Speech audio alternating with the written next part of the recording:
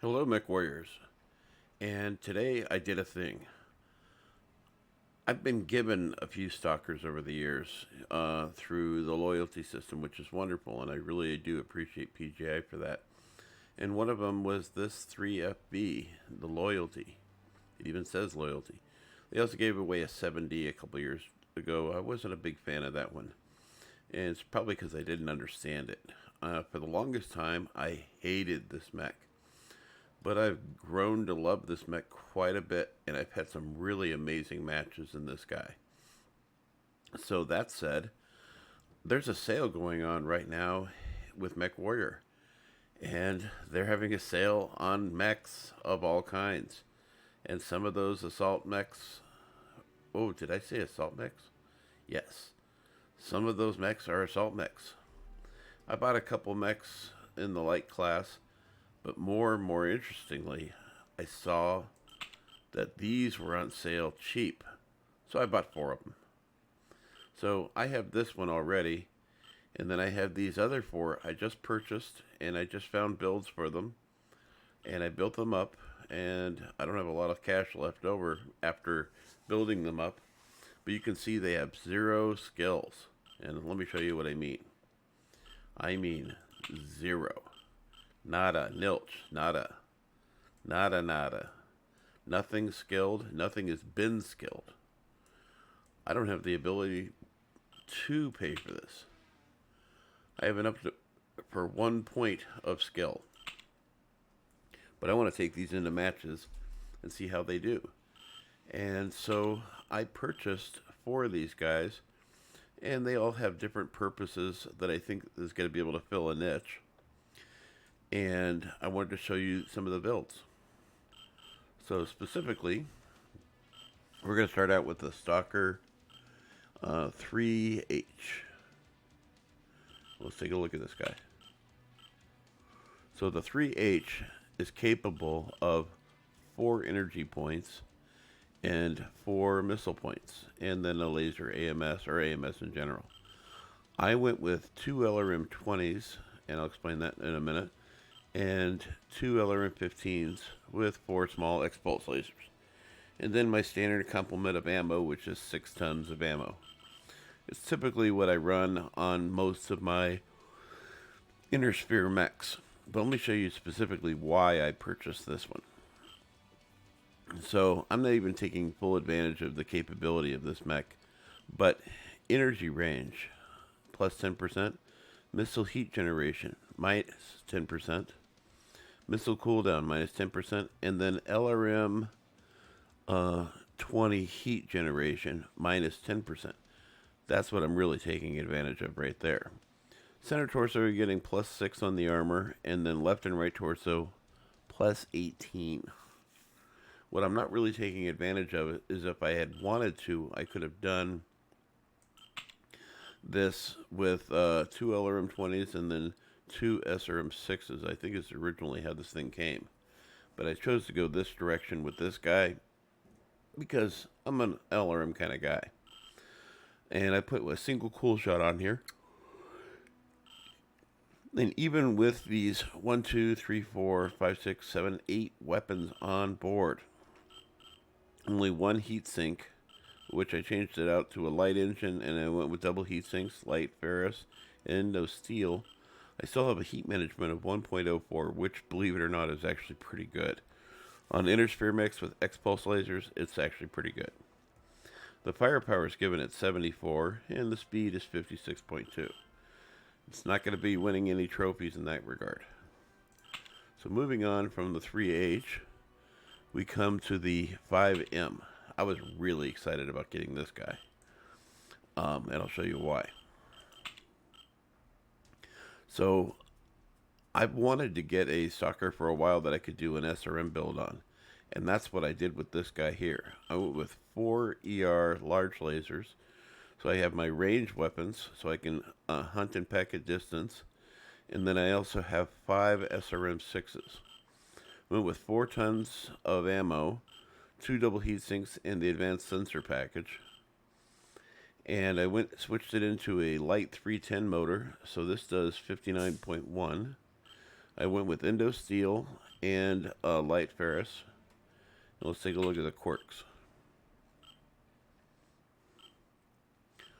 On the quirks, missile cooldown -10, missile spread -10, SRM 6 HSL +1, so you can add an additional one without having a heat spike. Missile range +10%, laser duration -5%. So when you come up here and look at this, I'm only getting a warning about the large lasers. I'm not getting it for the SRM6s. So I'm not going to get dinged for that whatsoever. Oh, and then going on to the armor. For the armor, you get center torso +6 and left and right torso +18, which is pretty much standard, is what I've been able to see. And I've got a standard cool shot on board. So the heat management's 1.04, firepower is 100.5, and 59 kph. So this is actually a pretty tanky mech, and I think once I start getting some skill into this, it's really going to show it. Moving on. So next I went with, excuse me, next I went with a 3F. Now, the 3F, I'm running a little bit differently than the others. I didn't go with any energy weapons out on the left and right arms, but I wanted to go with Thunderbolts. So I went with 4 Thunderbolt systems. I have 2 Thunderbolt 15s, 2 Thunderbolt 10s, and then 2 medium X-Pulse lasers with advanced sensor package, 6 tons of ammo, and believe it or not, I'm not too worried about the heat, because most of the time, I'm not even going to use these medium X-Pulse lasers.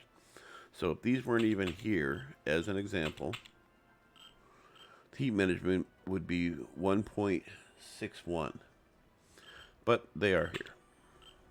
So I'm going to be using these as backup weapons, but I'm going to be using the Thunderbolts as the primary weapons. And with that said, I have a firepower of 53. If you don't think these Thunderbolts are powerful, get struck a few times.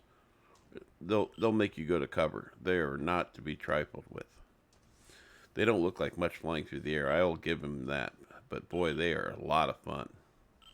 You can just strike mechs down. And the reason I went with this build versus going with like 2 Thunderbolt 20s is because you get a better return rate on fire.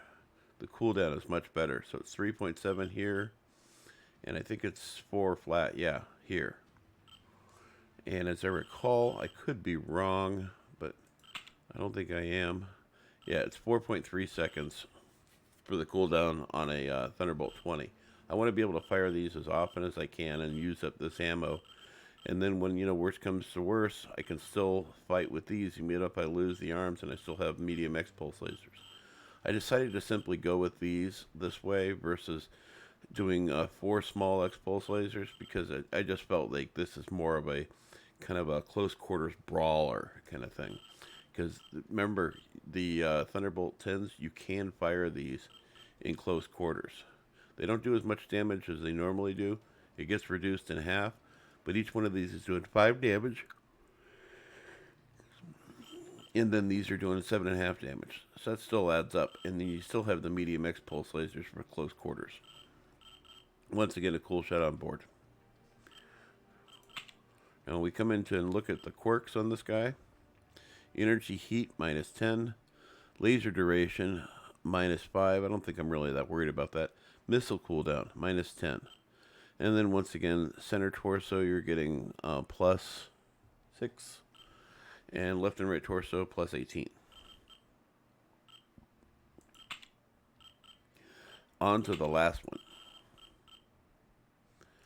The last one in the mix that I got was actually the first one I picked out, as I recall.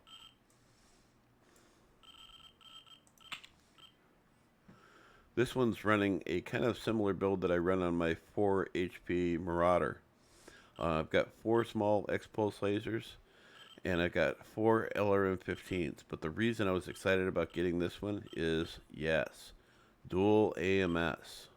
I made room to do this. If I couldn't have afforded it as far as space and tonnage, I would have gone with 4 LRM-10s just to have the dual laser AMS.